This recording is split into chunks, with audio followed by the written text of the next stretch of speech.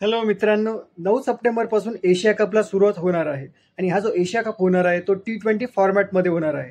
आणि Asia cup सुरू होण्याआधीच आता एक चर्चा जी सुरू झालेली आहे ती म्हणजे एशिया कपमध्ये ओपनिंग पेअर कोण असेल.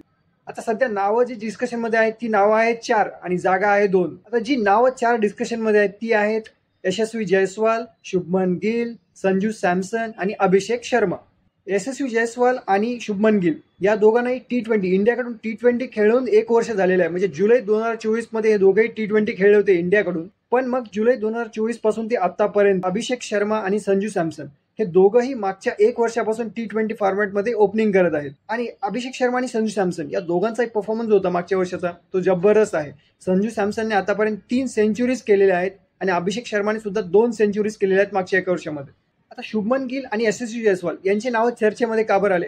कारण त्यांचा IPLचा परफॉर्मन्स, त्यांनी IPLमध्ये चांगला परफॉर्मन्स केला होता आणि जी आत्ताची इंग्लंडची सिरीज झाली त्या सिरीजमध्ये दोघांनी जबरदस्त परफॉर्मन्स.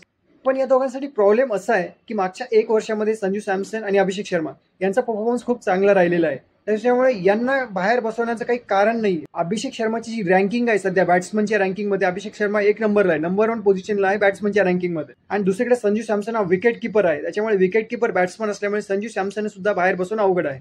आणि आता फेब्रुवारी 2026 म्हणजे जवळपास 5 ते 6 महिन्यानंतर T20चा वर्ल्ड कप सुद्धा होणार आहे. आता वर्ल्ड कप इतक्या जवळ असताना टीम मॅनेजमेंट जी ओपनिंग प्लेअर जी चालत आहे मागच्या 1 वर्षापासून चांगला परफॉर्मन्स करत आहे त्यांच्यासोबत काही छेडछाड करण्याचं काही कारण नाही. त्याच्यामुळे सध्या तरी शुभमन गिल आणि यशस्वी जयस्वाल यांची ओपनिंग करण्याचे चान्सेस खूप कमी आहेत.